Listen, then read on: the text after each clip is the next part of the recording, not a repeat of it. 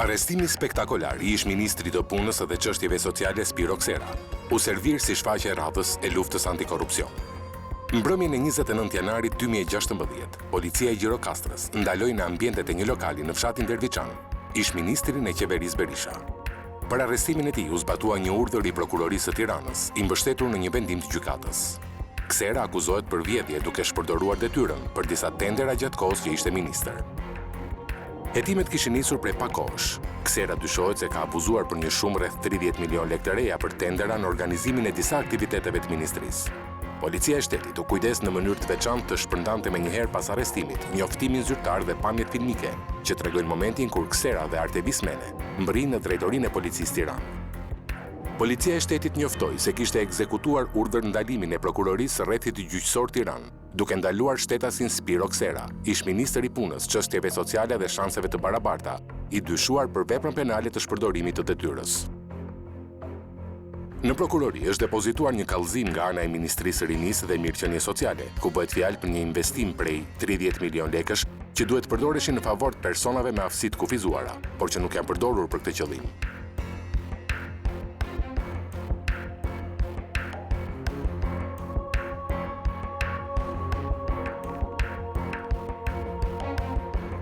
Kryeprokurori Adriatik Llalla, pas arrestimit të ish-ministrit u shpreh. Në bazë të hetimeve, u krijuan dyshime dhe u gjetën prova se ish-ministri Spiro Ksera dhe zyrtarë të tjerë kishin kryer veprën penale të shpërdorimit detyrës dhe abuzimit. Tashmë i mbetet gjykatës të vendosë nëse akuzat ndaj Kserës janë të bazuara apo arrestimi i tij shërbeu thjesht si show i radhës për të treguar se në këtë vend drejtësia ka filluar të bëjë drejtësi.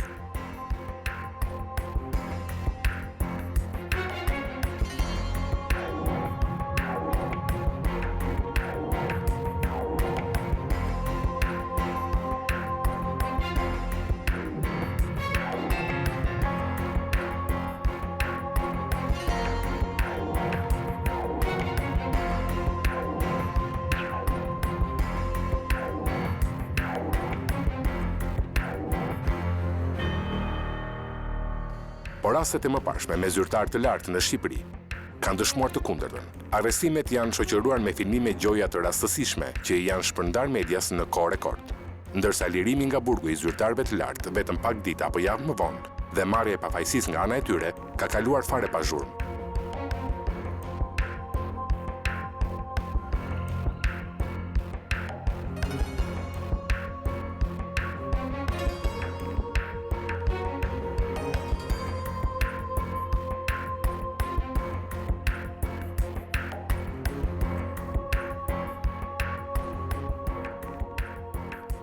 Policia ushtarake arrestoi më 16 maj 2014 me shumë zhurmë dhe bujë komandantin e brigadës logjistike, general brigade Syria Gjoka, pas akuzave për shpërdorim detyre dhe dëm ekonomik ndaj shtetit me vlerë 6 milion lekë të reja.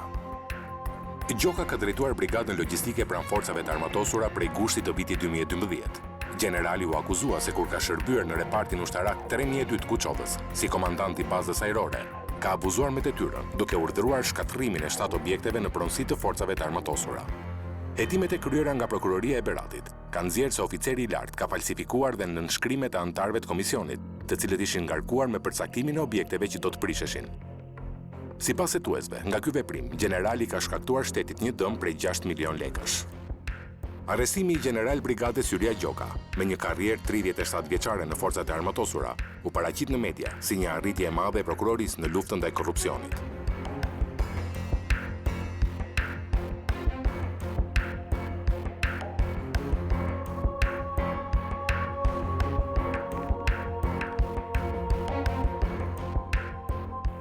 Por detaji që tërhoqi më shumë vëmendjen ishte arrestimi i generalit para kamerave dhe nga ushtarët që kishin qenë nën komandën e tij.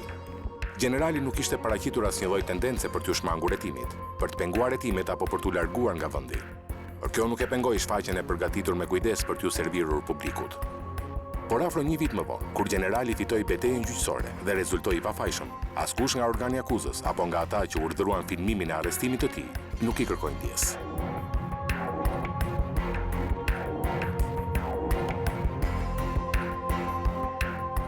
Një spektakël jo më pak i bujshëm ishte arrestimi i guvernatorit të Bankës së Shqipërisë Ardian Fullani. Arrestimi i guvernatorit u bë me kërkesë të prokurorisë së Tiranës, ndërsa mësohet se në momentin e arrestimit, Fullani ndodhej në zyrën e tij pranë sheshit Avni Rustemi. Kërkesa për arrestimin e guvernatorit Fullani u dorëzua në orën 16, ndërsa arrestimi i tij është bërë në orën 19:45 të së premtes së 5 shtatorit 2014. Me kërkesë të prokurorisë rrethit gjyqësor Tiranë, gjykata vendosi masën e arrestit me burg për shtetasin Ardian Fullani, i dyshuar për veprën penale shpërdorim detyre, parashikuar nga neni 248 i Kodit Penal. Vendimi i gjykatës u ekzekutua nga forcat e drejtorisë së policisë së qarku Tiranë. Të njëjtat skenaristë dhe regjizor u kujdesen që pamjet e filmuara gjoja e rastësisht t'i kalonin në kohë rekord medias.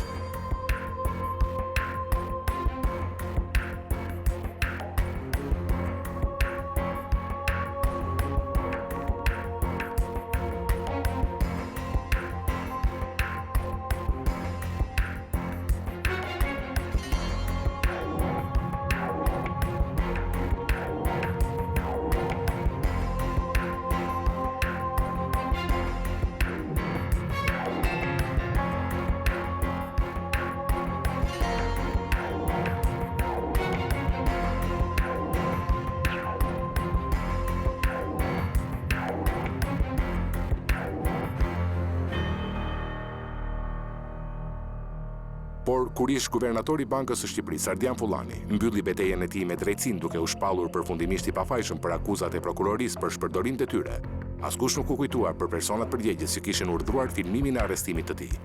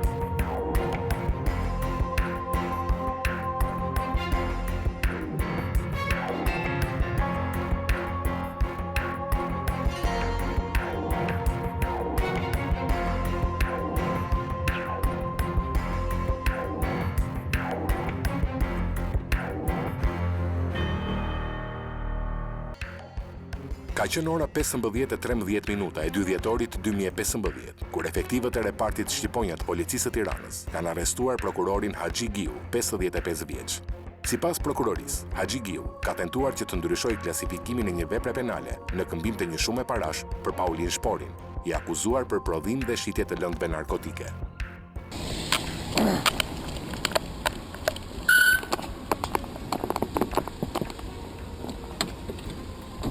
Drejtoria e Policisë Tiranës, zoti prokuror ka dalë urdhën në arrest për ju. Siguroj makinën në frenat, lutem. Zbrisni me qetësi nga makina.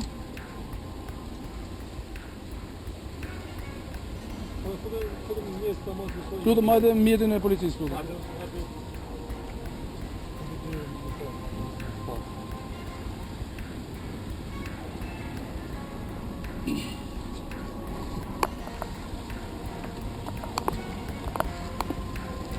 Filmimi dhe më pas shpërndarja e pamjeve për arrestimin e prokurorit ishin pjesë e spektaklit të luftës kundër korrupsionit.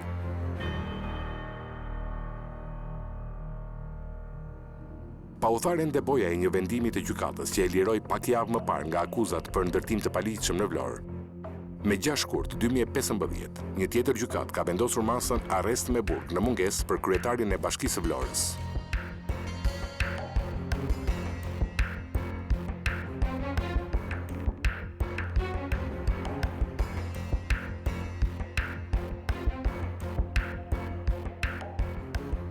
Shpëtim Gjika përfundoi arrestuar të premten pas dreke, si i dyshuar për veprat penale të falsifikimit të dokumenteve, shpërdorimit të detyrës, ndërtimit të paligjshëm dhe veprime që pengojnë zbulimin e së vërtetës, të kryera në bashkëpunim me drejtoreshën e planifikimit dhe kontrollit të territorit Doriana Sulej.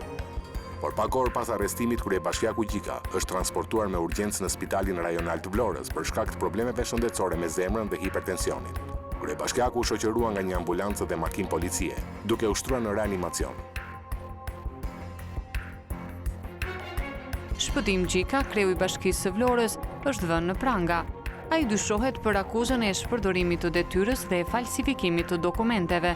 Arrestimi i Gjikës u bë mbi bazën e një vendimi të gjykatës së Vlorës, që caktoi ndaj kryebashkiakut masën e sigurisë arrest me burg në mungesë, por që u ekzekutua nga policia brenda pak orësh. Prokuroria ju drejtua gjykatës për caktim mase e sigurie, pasi kryebashkiaku Gjika po pengonte hetimet për çështjen. Në pranga është vënë dhe një zyrtare e Bashkisë së Vlorës, Doriana Sula, shefe e urbanistikës në bashki, e cila dyshohet për të njëjtat akuza si dhe qytetari i parë i Vlorës. Prokuroria e Vlorës konfirmoi se hetimi për Gjikën nisi pak javë më parë, pas dyshimeve se kishte falsifikuar një leje të një pallati 11 katësh në qendër të Vlorës. Leja e pallatit ishte firmosur më 17 janar të vitit 2011. Me vendim gjykate u arrestua dhe Artur Haxhi, biznesmen dhe ndërtues i pallatit. Haxhi është administratori i kompanisë Turi and MZB. Ai akuzohet për falsifikim dokumentesh, ndërtim i paligjshëm dhe mashtrim. Në deklaratën zyrtare, Prokuroria e Përgjithshme shprehet se Prokuroria e Vlorës ka regjistruar procedimin penal në 2013, pas kallëzimit të një shtetasi dhe ngatërsie veprimeve hetimore, rezultoi se Gjika në bashkëpunim me drejtuesen Sulaj kanë përpiluar dhe lëshuar dokumenta me përmbajtje të falsifikuar. Në bazë të dokumenteve në janar të vitit 2011, rezulton se KRT-ja e Vlorës ka miratuar vendimin për shesh ndërtimi për truallin në pronësi të 4 familjeve. Leja e ndërtimit e 17 janarit është dhënë në favor të subjektit ndërtues Turi and MZB. Por nga veprimet hetimore të kryera ka rezultuar se në mbledhjen e KRT-s së Vlorës të 17 janarit, duke u nisur nga protokolli i kësaj mbledhjeje, nuk rezulton të jetë marrë vendim as për shesh ndërtimi dhe as për leje ndërtimi. Gjatë hetimeve paraprake, është kërkuar nga ana e prokurorisë të sekuestrohet në Bashkinë e Vlorës protokolli i mbledhjeve të KRT-s së vitit 2011, por nga ana e Gjikës e drejtores Sulaj është refuzuar në mënyrë të përsëritur të vihet në dispozicion protokolli i mbledhjeve. Dhe mbi bazën e këtyre dokumenteve falso është kryer ndërtimi një objekti banimi dhe shërbimesh 11 kate. Sipas prokurorisë, ekzistojnë dyshime të arsyeshme dhe të bazuara në prova se shtetasi Shpëtim Gjika dhe drejtoria Doriana Sulaj kanë konsumuar veprat penale të sipërpërmendura.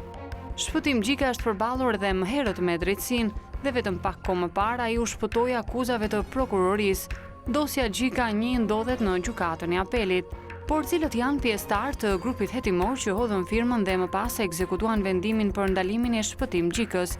Firma për hetimin e tij është dhënë nga prokurori Ramadan Troci, i cili ka kaluar në prokurorinë e Vlorës vetëm pak muaj më parë. Ky është edhe prokurori që firmosi arrestimin e ish-guvernatorit të Bankës së Shqipërisë, Ardian Fullani.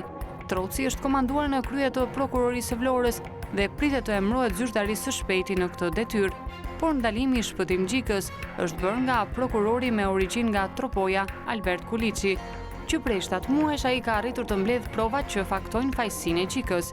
Kryebashkiaku e ka refuzuar disa herë grupin hetimor të kryesuar nga Kuliçi për sekuestrën e dokumentacionit. Kjo është edhe arsyeja pse është caktuar kjo masë sigurie, pasi sipas hetuesve rrezikoi prishje e provave. Por kur disa muaj më vonë, Gjika mori papajësi nga gjykata. Përgjegjësit e urdhrit për filmimin e arrestimit të tij nuk u kujtuan të kërkonin ndjes. Sigurisht që e prisja sepse qysh në krye të herës, që në momentin që prokuroria ka zbardhur akuzat ndaj meje, kam qenë i bindur në pafajësinë time dhe sigurisht edhe i bindur në drejtësinë shqiptare. Ashtu sikurse e kam thënë që në fillim të këtij procesi kam qenë pjesëmarrës në të gjitha seancat gjyqësore, jam vënë dispozicion të drejtësisë për të zbardhur të vërtetën jo vetëm mbi fajësinë e akuzuar nga organi akuzës ndaj meje, po mbi të gjitha për t'i bërë edhe shërbimin e qytetarëve të Vlorës, të cilët kanë besuar te unë tash 13 vjet. E keni konsideruar se sun politik, do vazhdoni rrugën tuaj drejt politikës? Do kemi kandidatin tuaj të pavarur? Po nuk është momenti sot për të folur për politik. Sot siç e shikoni ka fol drejtësia dhe le t'ja lëm drejtësisë fjalën e fundit ashtu sikurse edhe u tha. Në të gjitha këto raste, dëshmohet qartë se urdhëruesit më tepër janë kujdesur të filmojnë dhe shpërndajnë pamjet e arrestimit në media, sesa të provojnë akuzat për korrupsion ndaj zyrtarëve të lartë.